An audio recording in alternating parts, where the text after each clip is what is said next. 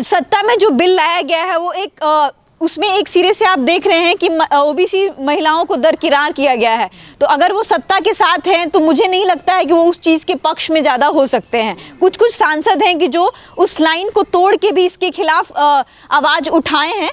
तो मुझे लगता है कि उन सारी चीज़ों को छोड़ के हमें जो मूवमेंट को स्ट्रॉन्ग कर रहे हैं हमें उस पर ध्यान देना चाहिए। जैसा कि अभी राजेंद्र सर ने भी कहा कि मंडल कमीशन के टाइम पे भी कुछ ऐसे एलिमेंट्स को प्रोड्यूस करवाया गया था जानबूझ के कि वो मंडल कमीशन के खिलाफ, ओबीसी रिजर्वेशन के खिलाफ इस तरीके का बयान दे। लेकिन क्या हुआ, जो मंडल कमीशन की सिफारिशें थी पार्शियली लागू हुई, लेकिन हुई ना। और उसी की बदौलत हम सारी लड़कियाँ इस DU JNU जैसे एजुकेशनल इंस्टीट्यूशन में पढ़ पा रही हैं। देखिए, अगर आरक्षण का मतलब पिछड़े ये समझते तो आज जो भी आप थोड़ा बहुत या जो भी विरोध देख रहे हैं, अगर आरक्षण का मतलब बस SC ST का माना जाता तो आज उन्हीं की जो सांसद है उमा भारती, उनको आके मीडिया में ये चीज़ बोलना पड़ रहा है कि ओबीसी महिलाओं को आरक्षण दीजिए।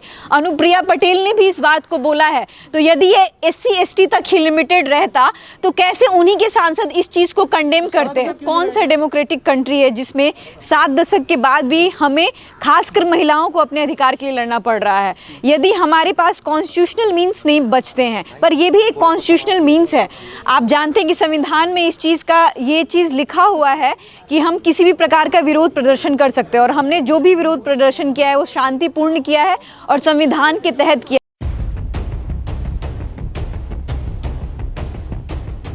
मोदी सरकार महिला आरक्षण बिल लेकर आई है जिसे नारी शक्ति वंदन अधिनियम कहा गया है। उसकी प्रतियां जलाई हैं आपने, तो क्यों जलाई हैं?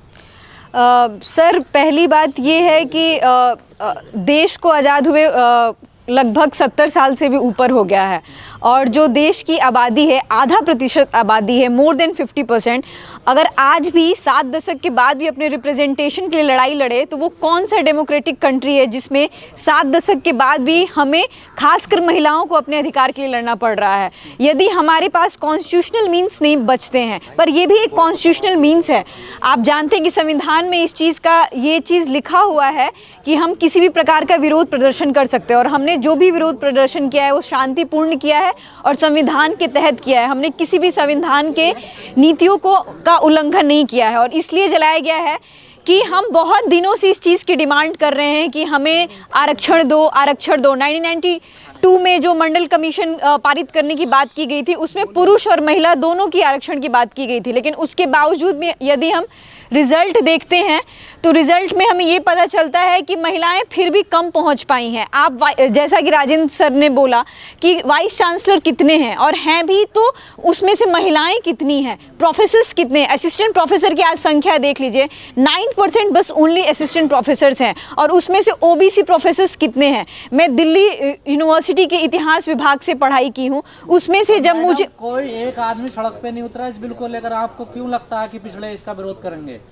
सर, जैसा कि सर ने बताया कि हम निगेटिव पार्ट की ओर नहीं जाएंगे, हम पॉजिटिव पार्ट की ओर जाएंगे। हम लोग इस चीज़ का विरोध करने आए। कैसे होगा? हवा में बात कर रहे हैं। हवा में सर ये बात नहीं हो रही है। अगर हम यहाँ पे हम सभी एकजुट हुए हैं और किसी भी बिल का विरोध कर रहे हैं, उसकी प्रतियां जला रहे हैं, उसके लिए बात कर रहे हैं और बहुत सारी महिलाओं को एकजुट कर रहे हैं, तो सर ये हवाई की तो सर पहली बात है कर रहे हैं जो वोट डालने नहीं जाते अपने एसी कमरे से, जो वोट डालते वो तो मोदी जी के संग है, तो क्या फर्क पड़ेगा? नहीं सर, आप इस चीज को प्लेनली नहीं बोल सकते हैं कि वो लोग विरोध कर रहे हैं जो मोदी जी के साथ हैं।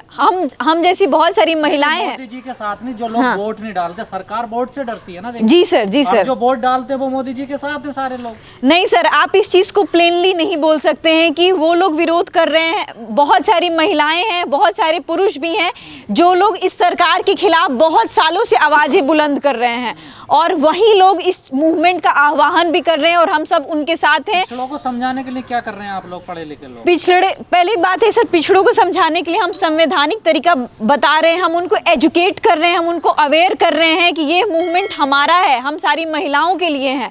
तो हम एजुकेट जैसे बाबा साहब ने कहा था एजुकेट, एजिटेट एंड अवेयरनेस, तो हम उस तीनों चीज़ के मामले कि हम संगठित होकर बाबा साहब के पथ पर चल के हम सारी महिलाओं को और सारे ओबीसी समाज के, और इसमें हम कोशिश करेंगे कि SC ST के भी समुदाय, जब पूरा बहुजन समुदाय इस बिल के खिलाफ इकट्ठा होगा तो ये मूवमेंट हमारा और भी मजबूत होगा।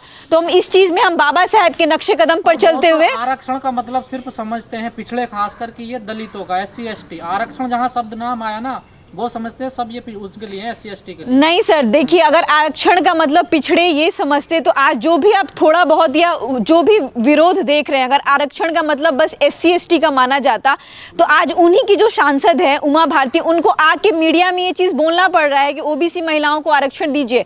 अनुप्रिया पटेल ने भी इस बात को बोला है। तो यदि ये SC ST तक ही लिमिटेड रहता तो कैसे उन्हीं के सांसद इस चीज़ को कंडेम करते? क्यों नहीं बैठी अनुप्रिया पटेल? सर वो उनका पर्सनल स्टैंड हो सकता है, मैं उस पर कोई कमेंट नहीं करूंगी, लेकिन सर ये है कि उनके खुद के ही सांसद इस चीज़ का विरोध कर रहे हैं। और जो इंडिया अलायंस देख रहे हैं, जो कांग्रेस थी, जब 90s में ये बिल को इंट्रोड्यूस किया गया था तब कांग्रेस ने भी ओबीसी महिलाओं का इसमें कोई प्रावधान नहीं किया था, लेकिन आज कांग्रेस भी कास्ट सेंसस की बात कर रही है, ओबीसी महिलाओं के रिजर्वेशन की बात कर रही है। तो मुझे लगता है कि ये बस SC ST समुदाय तक सीमित नहीं है, ओबीसी तक भी पहुंच चुका है। और बहुत सारी महिलाएं और पुरुष भी, बहुजन समाज नहीं कि बस ओबीसी समाज, पूरा बहुजन समाज इसके खिलाफ एकजुट हो रहा है और हमें पॉजिटिव ट्रेंड की ओर ध्यान देना चाहिए। एकजुट हो रहा, संसद में कह रहे हैं मुल्ले कटुए, ये सारे पिछले सांसद ही तो हैं, कौन है जी? तो आप वैसे, जैसा कि राजेंद्र सर ने बताया ना कि वैसे लोग बनाए जाते हैं, कुछ लोगों को मोहरा बना के, हमारे ही समुदाय से लोगों को मोहरा बना के उनको हाईलाइट किया जाता है, लेकिन इसका मतलब ये नहीं है कि ओबीसी के राइट्स के लिए हम बात करना छोड़ देंगे। एक दो लोग अगर इस तरीके के आपत्तिजनक बयान संसद में देते हैं तो हम उस चीज को डेफिनेटली कंडेम करते हैं, लेकिन वो पूरे पिछड़े समाज को डिफाइन नहीं करते हैं। नेतृत्व तो कर रहे हैं ना, देखिए वो लोग, उनके पीछे लोग हैं ना, एक बड़ी संख्या में लोग हैं सर, पर मैं उस चीज को पूरे भारत की ओबीसी महिलाओं को नहीं देखती हूँ कि जो भी सांसद ने आपत्तिजनक कमेंट किया है, मैं उसमें अपना प्रतिनिधित्व नहीं खोजती हूँ, ना ही ओबीसी समाज खोजता है। तो मुझे लगता है कि ऐसे सवाल यह है, इन नेताओं को क्यों समझ में नहीं आता, जब आप लड़ सकती हैं वो पिछड़ों के अधिकार के लिए, तो और जो सत्ता में है, पावर में, वो क्यों नहीं लड़ रहे? सर वो तो सत्ता में जो बिल लाया गया है वो एक उसमें एक सिरे से आप देख रहे हैं कि ओबीसी महिलाओं को दरकिरार किया गया है। तो अगर वो सत्ता के साथ हैं तो मुझे नहीं लगता है कि वो उस चीज़ के पक्ष में ज़्यादा हो सकते हैं। कुछ सांसद हैं कि जो उस लाइन को तोड़ के भी इसके खिलाफ आवाज़ उठाए हैं। तो मुझे लगता है कि उन सारी चीज़ों को छोड़ के हमें जो मूवमेंट को स्ट्रॉन्ग कर रहे हैं, हमें उस पर ध्यान देना चाहिए। जैसा कि अभी राजेंद्र सर ने भी कहा कि मंडल कमीशन के टाइम पे भी कुछ ऐसे एलिमेंट्स को प्रोड्यूस करवाया गया था जानबूझ के कि वो मंडल कमीशन के खिलाफ, ओबीसी रिजर्वेशन के खिलाफ इस तरीके का बयान दे, लेकिन क्या हुआ, जो मंडल कमीशन की सिफारिशें थी पार्शियली लागू हुई, लेकिन हुई ना, और उसी की बदौलत हम सारी लड़कियाँ इस DU JNU जैसे एजुकेशनल इंस्टीट्यूशन में पढ़ पा रही हैं। तो मुझे लगता है कि अगर हम पॉजिटिव इम्प्लीमेंटेशन की तरफ ध्यान देंगे, अगर उस समय भी हम इस चीज पे मंथन करने पे ज्यादा कोशिश करेंगे कि हमारे ही समाज के लोग विरोध कर रहे हैं, तो शायद आज मंडल कमीशन भी हमारे बीच में नहीं आता, और आज ओबीसी रिजर्वेशन जो हमारे बीच में है 27% जो भी मात्रा में है वो भी नहीं आता। तो मुझे ऐसा लगता है कि स्लोली, और जो भी है आज, लेकिन ये मूवमेंट स्लो के तौर पे नहीं है, मैं इस मूवमेंट को बहुत ही एक पुरजोर की तरीके से देखती हूँ, और मुझे लगता है कि मेरे हिसाब से ये मूवमेंट बहुत स्ट्रांग है, बिकॉज उस समय जब भी बिल आया था तब महिलाएं इतनी जागरूक नहीं थी। मैडम, महिलाओं का मुद्दा है, ओबीसी महिलाओं से रिलेटेड, यहाँ पर भी पीसी की गई, एक आप दिखाई दी, और तो महिलाएं यहाँ पर दिखाई नहीं दी। सर हमारी पूरी कोशिश रहेगी, आज ये इतना बड़ा प्रेस कॉन्फ्रेंस हो रहा है और जितने भी बहुजन मीडिया के लोग हैं हमारे समक्ष खड़े हैं, मैं उन सभी का धन्यवाद ज्ञापन करना चाहती हूँ और इस मीडिया के माध्यम से बोलना चाहती हूँ, खासकर ओबीसी महिलाओं से, और ना ही बस इसमें अर्बन महिलाएं शामिल हो, मैं ग्रामीण महिलाओं से भी अनुरोध करती हूँ कि वो जहाँ भी हैं, जिस भी तरीके के प्रोफेशन में है, चाहे वो घर के ही कामकाज में क्यों ना व्यस्त हो, लेकिन इस बिल का विरोध करें। जिस तरीके से भगवतिया देवी जब संसद में पहुंच सकती है तो आप भी संसद में पहुंच सकती हैं। तो आप यह मत समझे कि आप पढ़ी लिखी नहीं है। संसद में उन्हें तो मंदिर पहुंचाया जा रहा है ना, देखिए उन्हें संसद का कोई, लेकिन सर हम कोशिश करेंगे कि वो यूनिवर्सिटीज में पहुंचे, जुडिशरी में पहुंचे और संसद में पहुंचे, उन्हें मंदिर में पहुंचाने की कोशिश। पिछले तो मंदिर बनवाने की बात कर रहे हैं, हिंदू राष्ट्र बनाने की बात कर रहे हैं, देखिए डेफिनेटली कर रहे हैं। उसमें कुछ सेक्शन जो हैं वो कर रहे हैं, लेकिन जैसा कि सर ने ही अभी कोट किया, मेरे पास उतना पॉलिटिकल एक्सपीरियंसेस नहीं है, लेकिन मैं बहुत सारे एक्टिविटीज़ को फॉलो करती हूँ और जिस तरीके से ओबीसी एससी एसटी समाज एक तरह हो रहा है और एकजुट हो रहा है, तो मुझे ऐसा लगता है कि उस चीज़ को और उसके उन कंट्रीब्यूशन को उन सांसद और जो भी लोग हैं उसके उनके जो कंट्रीब्यूशन को छोटा नहीं किया जाए। आपको क्यों लगता है कि जो ओबीसी है और एससी एसटी एक साथ आ रहे हैं बहुजन बनने, कहाँ आपको नजर आता है, किन आंकड़ों का आप ये जो आधार आप जैसे कि सारे अत्याचार जो लठ मार रहे हो तो पिछड़े मार रहे हैं दलितों को? नहीं सर, आप ये कैसे बोल सकते हैं कि सारे पटना में अभी दलित महिला को नंगा करके याद होना, देखिए क्या किया पटना हाँ। में, राजधानी है बिहार की। जी, मैं उस चीज़ का पुरजोर तरीके से कंडेम करती हूँ, लेकिन सर उसमें जो माइंडसेट आप देखेंगे उसके पीछे जो मशीनरी है वो ब्राह्मणिकल मशीनरी है। उसमें ओबीसी ब्राह्मण तो कहीं लठ मारने नहीं आता किसी को, कहीं देखा आपने ब्राह्मण? नहीं सर, पर अपर कास्ट के लोगों का ही मशीनरी है और उन्हीं के ये लोग हैं। आप जैसा बोला गया है ना कि ओबीसी समाज के लोगों को, कुछ लोगों को ऐसा चूज किया जाता है और उनको एक माध्यम बनाया जाता है कि जो आपके समाज के लिए चीज़ें हो रही हैं आप उसी का विरोध किया जाता है। तो ये इसके पीछे जो मशीनरी है सर वो ब्राह्मणिकल है और जो उनके पीछे दिमाग और ब्रेन वॉशिंग जो किया जाता है वो ब्राह्मणिकल है।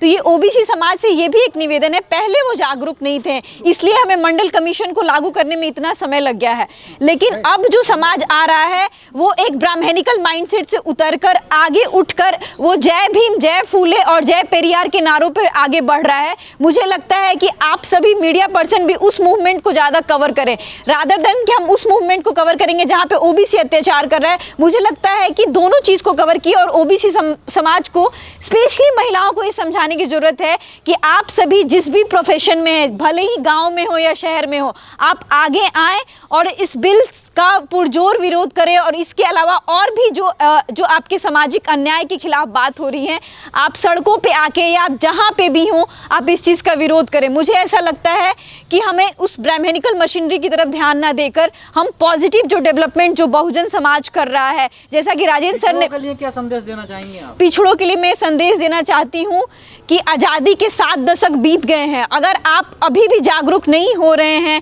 तो ना ही आपकी महिलाएं और ना ही आप संसद तक पहुंच पाएंगे, ना ही आप जुडिशरी में पहुंच पाएंगे, ना ही आप एकेडमिक्स में पहुंच पाएंगे।